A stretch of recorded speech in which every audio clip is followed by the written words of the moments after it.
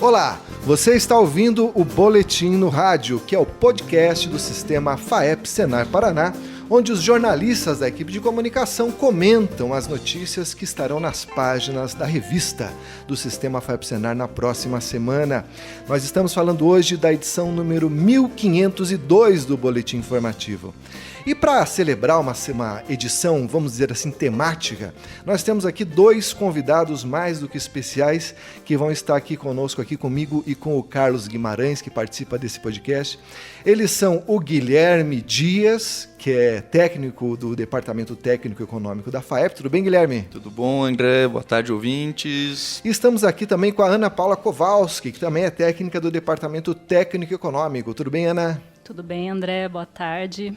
Bom, para começar, gente, eu queria perguntar para o Guilherme se é verdade o que a gente tem visto nos jornais aí, que esse ano o Natal vai ser sem churrasco porque o preço da carne de boi está muito alto. É isso, Guilherme? Olha, André, sem carne acho que não dá para ficar porque o brasileiro gosta do churrasquinho de fim de ano, né? Mas que ele vai estar mais salgado, sim, é fato. A gente vai ter aí esse aumento que a gente teve nas exportações, né, de carne bovina, associados aí a uma demanda um pouco menor de animais para abate do que foi verificado ali no ano passado, né, com um escoamento melhor, né, pela lei da oferta e da demanda, você vai ter um incremento ali de preços. Então, realmente, houveram valorizações bastante expressivas que agora estão chegando até o consumidor final. E por que a gente não tinha sentido isso nos últimos tempos? Agora a gente chegou num preço, vamos dizer assim, justo da arroba e estava defasado antes. O que aconteceu?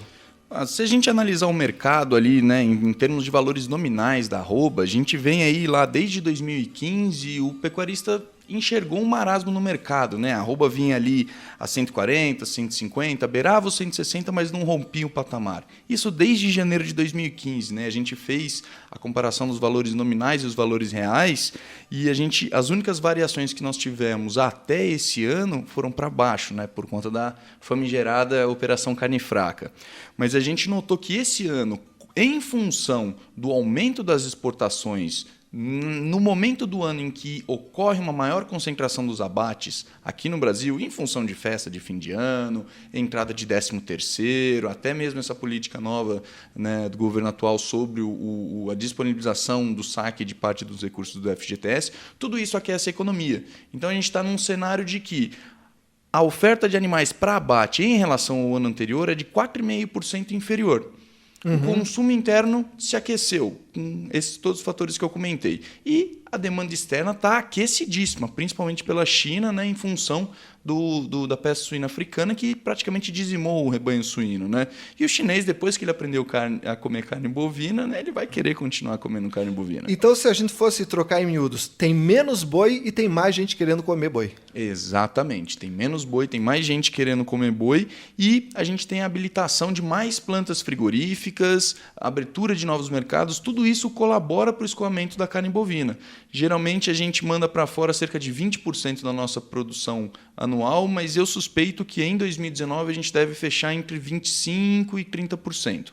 E existe alguma perspectiva no horizonte de haver um aumento na produção de carne bovina para que o preço, de repente, volte para patamares anteriores ou não tem mais volta? Olha, voltar aos patamares anteriores do início do ano eu acho bem difícil. Mas com a chegada aí, vamos dizer, das contas de início do ano, né, você tem aí um direcionamento do orçamento doméstico para pagar IPVA, seguro de carro, enfim, que seja essas despesas corriqueiras que a gente tem, há naturalmente uma retração no consumo, né? Isso vai depender da demanda externa. Ainda tem o Ano Novo Chinês, que é um pouco mais para frente, então pode ser que a demanda externa continue aquecida. Porém, para estabilizar o rebanho depois de todo esse episódio de peste suína africana ainda leva bastante tempo. Então a perspectiva é da gente ter um bom escoamento externo ali de carne bovina. E como é que fica o produtor aí nesse meio de campo? Ele está sendo remunerado, ele está participando aí desse ganho, ou isso está ficando mais na parte de quem está exportando, que é a agroindústria? Reflete aí no bolso do cara que está na propriedade? Com certeza reflete. Se a gente pegar a análise das arrobas deflacionadas, né, a gente vê que o pico de preços ocorreu lá em meados de maio de 2015, né? A arroba chegou aí num patamar beirando os R$190, né? Isso em termos deflacionados. Agora, em novembro, as altas foram muito expressivas, né? Chegou a passar de 36% a valorização em apenas um mês. Então, o mercado está eufórico, foram batidos recordes tanto nominais quanto recordes reais, né? E isso, naturalmente, né? Com essa demanda bastante aquecida, as indústrias estão indo com mais afinco no mercado. Então, tem ocorrido valorizações, inclusive diárias, nas cotações do boi. Qual é o teto dessa alta, a gente ainda não sabe. Porém, nessa última semana, a gente já vê uma certa menos volatilidade no mercado. Ele deu uma sentada, né? Então, essas valorizações tão expressivas não ocorreram. Ô Carlos, você que gosta de assar um churrasco, aí você vai ter que entrar nessa moda aí de assar vegetais, brócolis na churrasqueira. Você é adepto desse tipo de prática? Olha, André, eu não sou tão adepto. Como um complemento de uma boa picanha, de uma boa costela, até vai, né? Mas só o churrasco vegetariano não fui feito para isso, né? Mas respeito quem gosta, Queria, André, aproveitar aqui e perguntar pro Guilherme, é uma questão mesmo, até que eu acho que ele vai esclarecer. Na semana passada a gente teve a oportunidade de participar de uma reunião da Parc e a gente escutou do pessoal que está no campo muito desconhecimento em relação ao fechamento do Paraná, e a gente sabe que muita gente se aproveita, que agora dia 1º de janeiro o Paraná vai se fechar por outros motivos, a gente sabe que está caminhando para ser reconhecido como área livre de febre aftosa sem vacinação. Mas muita gente está se aproveitando. A gente escutou lá relatos de gente dizendo que não vai entrar mais boi, não vai entrar mais carne, tudo. Esse cenário da carne, nada tem a ver o fechamento do Estado de proibir entrar carne, até porque a gente sabe que caminhão lacrado vai continuar entrando, vai ter para abate, embutidos continuam entrando. Claro, tem uma série de regras que, inclusive, em breve a gente vai estar informando aí o nosso produtor. Mas eu acho que vale se ressaltar aí, até para o pessoal não tomar bola nas costas, não ser passado para trás, é essa questão, né? Bom, exatamente. O Carlos lembrou muito bem que a partir de 1º de janeiro não ingressam mais animais vivos vacinados oriundos de zonas que praticam a vacinação, ou seja, praticamente todo o Brasil, a não ser Santa Catarina. Como está mudando, né, um pouco as regras, vamos dizer assim, o Brasil tem poucas experiências assim, com esse trânsito, é natural que haja uma certa desinformação. O pessoal ainda está confuso, o que vai poder entrar, o que não vai poder, né? A gente vem lembrar o produtor que animais de reposição só podem entrar no estado se eles forem oriundos de Santa Catarina, que não pratica vacinação. Animais para abate imediato, como o Carlos bem pontuou, isso ainda está pendente de publicação da portaria, com as normas todas, mas teoricamente será possível o ingresso de animais para abate imediato aqui no estado do Paraná, né? Então, os animais ainda vão poder vir para cá. E aí a questão da carne, carne com osso ou sem osso, embutidos, isso tudo não há restrição de ingresso, né? Mas, naturalmente, ocorre especulação, ocorre assim, disseminação de boatos, etc. E por isso a gente está preparando um material aí para informar o setor produtivo o que muda com o novo status, quais os potenciais de ganho e quais são os produtos aí autorizados ou não autorizados a entrarem aqui no estado do Paraná. Só para fazer uma coisa que me ocorreu agora. Num cenário em que o Paraná já gozasse desse novo estado sanitário de área livre de aftosa sem vacinação, esse aquecimento na economia faria um bem danado para a saúde financeira do pecuarista, né? Com certeza. Acontece que quem está comprando a nossa carne hoje a maioria realmente está indo para a China, né? Hong Kong em segundo lugar e em terceiro lugar o Egito. Se a gente estivesse falando, por exemplo, do mercado japonês ou do mercado da Coreia do Sul, que compra carne só de zonas livres de febre aftosa sem vacinação, você tem um bônus no mercado. Você vai ter aí uns 15%, 20% a mais de remuneração pela tonelada da carne bovina oriunda dessas regiões. Então, naturalmente, isso regula o mercado e, invariavelmente, isso vai ser repassado para o produtor ali na frente. E sabe o que mais que tem nesse boletim, meu caro ouvinte? Uma coisa que eu sempre quis saber, saindo um pouco da pecuária, indo para a produção de grãos, é como se forma o preço das commodities que a gente vê lá nos sites, lá que ficam correndo, a soja está cotada a tanto, quanto que o produtor vai receber pelo milho, pelo trigo que ele vai exportar pelo Porto de Paranaguá. pois nessa edição a gente tem uma matéria completa sobre isso, com uma análise da Ana Paula Kowalski, mostrando passo a passo como que se forma o preço das commodities.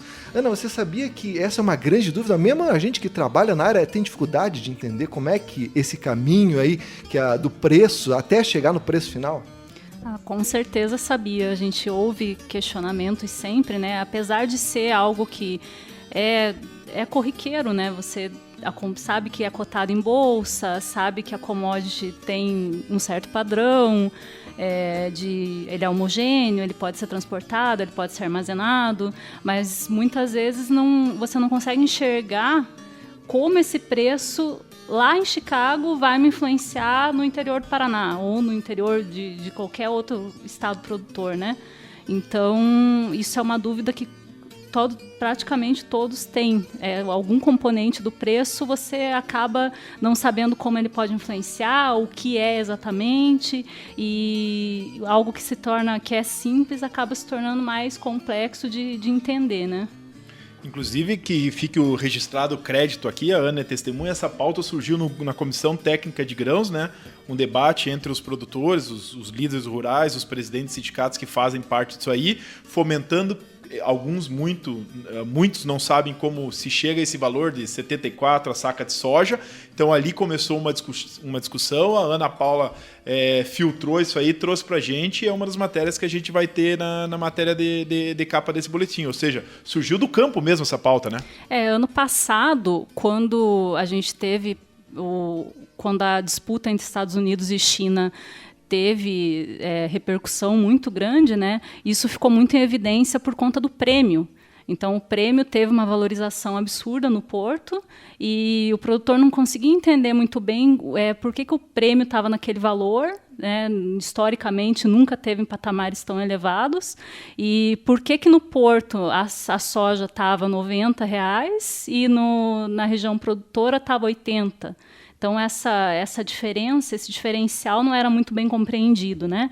E, na verdade, o mercado da soja, e do milho e do trigo, e mesmo do boi também, é uma commodity agrícola cotada em bolsa internacional também, nacional, não é o produtor que dita. Esses mercados, eles são o que a gente chama de mercados de concorrência perfeita. Então, tem muita gente atuando, comprando e vendendo, e o produtor não tem poder nenhum sobre o preço que ele vai receber. Então, é a partir dessa cotação nas bolsas, deduzidos alguns custos que existem logísticos para você transportar o produto da região produtora para o porto e do porto para o consumidor final, para a indústria que vai moer lá na Europa, seja para onde for, para a China, e então ele realmente ele não dita o preço que ele vai receber pelo produto dele. Ou seja, mesmo que o produtor faça uma soja melhor, isso não vai repercutir em preço para ele. Tem mercados específicos, né? Por exemplo, a soja convencional hoje tem um mercado específico, soja orgânica também tem os nichos, mas são muito pouco representativos diante do geral que é produzido. Então, ele não consegue ter esse bônus, esse diferencial para ditar o que ele vai receber. E só o produtor que exporta, vamos dizer assim, que está ali na lida diária ali das cotações, só ele que vai ter que se preocupar com isso? Ou todo produtor que vai encaminhar a soja dele para algum lugar tem que ter esse tipo de conhecimento para conseguir fazer seus cálculos, calcular seus custos? A gente sabe que é uma teoria complexa, né? A gente estuda isso. Eu estudei em uma pós-graduação de agronegócio, né? Então, você tem todos os meandros, o detalhamento, ele não é tão simples de você entender. Mesmo como ocorre as variações de preço diariamente na Bolsa, isso tem muita coisa que influencia, né? Também não é só oferta e demanda, tem a parte de especulação que é muito forte, né? E que é saudável para o mercado, porque é o que dá liquidez para os contratos na Bolsa, né? Uhum. Mas a base, né, o básico, o ideal é que todo produtor tenha essa ciência, né? Hoje você tem muita notícia disponível, né? A gente tem os nossos boletins, tem notícia na internet diariamente do que está influenciando, por que o preço está aumentando, por que o preço está caindo, como é que está a taxa de câmbio. Então, todos esses fatores, se você acompanha diariamente, você consegue ter uma noção de para onde que o mercado está indo, né? Quando você colher ali há 3 meses, como é que vai estar teu preço? Então, você já se programa, você faz uma estratégia de comercialização melhor, então você dilui teus custos vendendo alguma coisa antecipada, esperando alguma coisa para vender na colheita, armazenando uma outra parte para quem tem oportunidade de fazer isso. Então, esse que é o diferencial, isso que é preciso que o produtor analise para ter um melhor resultado. E, Ana, agora um dos fatores que a gente sabe que influi, né, nesse preço final é o câmbio, né? O câmbio, agora o dólar deu uma bela valorizada. Como é que isso aí vai afetar os preços que o produtor vai receber? Para o exportador é muito bom, né? Quanto maior a taxa de câmbio, quanto mais valorizado o dólar está, melhor porque ele vai vender por um preço maior. Então, para o produtor é excelente. Claro que tem a contrapartida que ele vai comprar insumo por um preço mais caro também. Então, ele tem que ter essa noção de que ele tem que saber negociar no momento certo. Então, hoje a gente utiliza a base da produção agrícola, fertilizante, defensivo, para você poder ter uma produção eficiente. E isso tudo é importado. Então, tudo cotado em dólar também. Tudo cotado em dólar, tem essa contrapartida também. Mas, de forma geral, para quem exporta, a taxa de câmbio nesse patamar é excelente. E até, né, isso torna o nosso produto mais competitivo no mercado lá fora, né? A gente vendendo em dólar fica mais interessante para o comprador buscar o produto brasileiro. Ele tem mais competitividade lá fora, né, Ana? Exatamente. A gente tem também, para quem não entende como o prêmio funciona também, né? Eu, por exemplo. Hoje a gente tem... o prêmio está muito em evidência porque quando teve essa guerra comercial entre Estados Unidos e China, o chinês se voltou muito para o nosso mercado. Então, enquanto os preços em Chicago caíram muito, porque a demanda pela soja americana ia cair, a gente teve uma correção aqui no Brasil dos prêmios. Então, mesmo que a Bolsa continuasse sendo a principal base de referência de preço, a gente teve os prêmios se valorizando porque o comprador chinês queria pagar mais pela nossa soja. Então, isso foi uma correção que ocorreu também e foi em função disso. Essa negociação entre comprador aqui no Brasil, uma trader que vai negociar, uma cooperativa que vai negociar com um comprador lá na China ou na Europa, seja onde for, é o que vai formar esse prêmio que é um ágio, um deságio, um a mais que ele vai poder pagar ou um a menos que de repente ele consegue negociar também para pagar o produto para quem está vendendo, né? Excelente. Então, se você, meu amigo, você, assim como eu, tem dúvida como é que funciona essa questão de prêmio, de custo e logístico que vai influir aí sobre qual vai ser o preço final que você vai receber pelos seus grãos, então você fique de olho aí na edição 1502 do Boletim Informativo, que isso vai estar bem explicado, inclusive com uma nota técnica da Ana aí mostrando como é que todos esses fatores influenciam o preço final das commodities, né? Nota técnica e vídeo com a Ana Paula. E vídeo aí, ó, áudio, vídeo, impresso. Aqui a gente trabalha em várias frentes aí da comunicação. E sabe o que mais que tem, Carlos, nesse boletim aí, para o pessoal entender de preço, sair desse boletim assim, craque em como é que forma preço? Diga lá. O Conselheite Paraná. Muita gente aí que trabalha... Sabe que o Paraná aí é o terceiro, Guilherme? Segundo maior produtor de leite. Passamos o Rio Grande.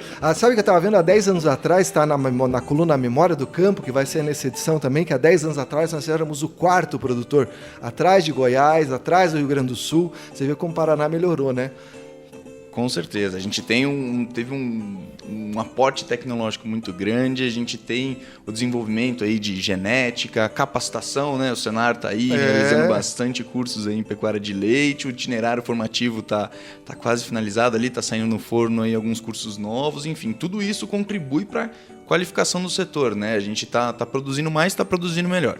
E para regular, vamos dizer assim, essa produção, né, para, vamos dizer assim, deixar justa a relação de compra e venda, foi criado em 2002 o Conselheite Paraná. Você, meu amigo, se você trabalha com pecuária de leite, ou se você está na indústria de leite, com certeza você já ouviu falar do Conselheite. O que muita gente não sabe é qual é essa fórmula, essa metodologia que é utilizada para chegar nesse preço de referência que mensalmente o Conselho divulga aí para balizar as relações de compra e venda.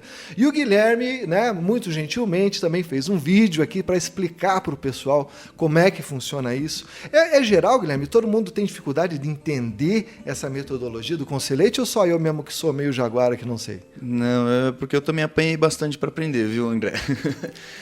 De maneira geral, o cálculo é bastante complexo, né? Ele leva em conta várias variáveis, ele leva comportamento de mercado, né? Que é o pulo do gato dele, né? Acompanhar o desempenho dos 14 produtos lácteos que são os mais representativos, aí, o desempenho percentual, né? Quantos por cento do volume de lácteos que foi vendido pelas indústrias foi de queijo mussarela, por exemplo? Qual preço foi vendido esse queijo mussarela? Quanto de leite eu preciso para fazer 1 quilo de mussarela e quanto representa desse custo, né, de produção do queijo mussarela a aquisição da matéria-prima, né? Então a gente tem um modelo de cálculo complexo que também leva em consideração, né, muito importante destacar isso, o custo de produção do leite nas propriedades aqui do Paraná. Né? Dentro da porteira. Exatamente, a parte dentro da porteira e a parte dentro da porta da indústria, vamos dizer assim, né? Esses dois valores são calculados e vão entrar no cálculo, né, do valor de referência aí do leite aqui no Paraná. A gente fez um vídeo bem caprichadinho, tentando explicar, né, de uma maneira mais amigável como funciona o Conselheite Paraná e vai estar disponível aí nas nossas redes sociais nos próximos dias. Esse vídeo vai estar acompanhado aí da matéria, né, que vai sair na edição 1502, que também explica aí graficamente o modelo. Uma coisa que eu acho bom destacar é que tem a indústria, tem o produtor rural e no meio, gente, o balizador ali, o fiel da balança é a Universidade Federal do Paraná, que é uma instituição isenta, que é uma instituição que não vai puxar a sardinha para nenhum dos lados e é responsável por esse modelo técnico, matemático, é responsável por coletar os dados aí de vendas da indústria por atacado, que são dados sigilosos esses, Exatamente. Guilherme? Existe um contrato de confidencialidade, né, firmado entre cada indústria participante do Conselheite e a Universidade Federal. Então, a indústria fornece os dados para a universidade mantém o sigilo sobre esses dados e os dados que são divulgados são apenas médias, né, compostas aí por todos os valores de todas as indústrias participantes. Inclusive nós da FAEP, se você me corrige se estiver errado, nem nós da FAEP temos esses números, né? É totalmente segredo, né? Exatamente, mantido as 7 chaves, né? E é até gozado, porque se por um lado a gente tem a relação sigilosa entre os dados individuais de uma indústria, o Conselheite vem justamente para traduzir o processo da transparência na formação dos preços, né? Porque através desses dados médios, se você tem um bom desempenho dos produtos lácteos no atacado, naturalmente as indústrias têm uma capacidade melhor de remunerar o produtor pela matéria-prima, né, que ele vem produzindo. Então, se sobem os preços no atacado, também sobra o valor a ser recebido pelos produtores. E o inverso também é verdadeiro. Se caem os preços, tem menor capacidade, o preço também do leite vai ser reduzido. Você sabe que eu estava falando com um produtor de leite para fazer essa matéria, ele falou assim, olha, agora que tem o Conselheite, a gente sabe que o lucro não fica só com a indústria, que o lucro é dividido, né? Que quando a indústria vai bem, o produtor vai bem. Quando a indústria vai mal, o produtor tem que entender isso também e aceitar que o preço vai cair um pouquinho ali, né? Exatamente. E também é importante destacar que é uma metodologia tão sólida que ela foi copiado, né, foi implantado, né, em outros 5 estados aqui do Brasil. Olha aí, ó, mais uma cédula de confiança aí, né, do Conselheite Paraná. Realiza suas reuniões todas as terças-feiras de cada mês, primeira terça-feira? A terça-feira mais próxima ao dia 15 de cada mês, a partir das 10h30 aqui na sede do Sistema FAEP em Curitiba. Inclusive, todos os produtores que quiserem participar, a reunião é aberta, certo, né? Exatamente. Fica aqui o convite. Se você não conhece o Conselheite Paraná, se você escuta, às vezes, o pessoal soltando boatos, dizendo que não, isso é só a indústria e tal, pessoal, venham, conheçam o Conselheite Paraná e vocês vão verificar que as relações são extremamente transparentes e é um modelo extremamente confiável. Maravilha! Bem, gente, acho que nós vamos ficando por aqui com esse podcast. Eu queria agradecer muito aí a presença da Ana Paula, do Guilherme. Eu e o Carlos continuamos aí nessa lida aí com a comunicação, com a informação para levar aí notícia de qualidade para você aí no campo. Se você tem interesse de ouvir outros episódios desse podcast, você pode entrar no nosso site, o www.sistemafaep.org.br. Lá na aba Rádio, você encontra todos os episódios aí dos nossos programas e você também pode ouvir pelo aplicativo do Sistema FAEP Senar Paraná. Se você ainda não baixou esse aplicativo no seu celular, meu amigo, você está comendo bola, como se diz na gíria. Porque nesse aplicativo você consegue ver as cotações de mercado, você consegue acompanhar o clima, ver todos os nossos materiais de comunicação, saber dos cursos do Senar mais próximos aí da sua propriedade. Ou seja, entra lá no nosso site e você vai ver como utilizar mais essa ferramenta aí. Então, meus amigos, muito obrigado. Até a semana que vem. Queria lembrar aí que a edição é de Lucas Silva, a coordenação de comunicação de Carlos Guimarães. Nós voltamos na próxima semana. Um grande abraço.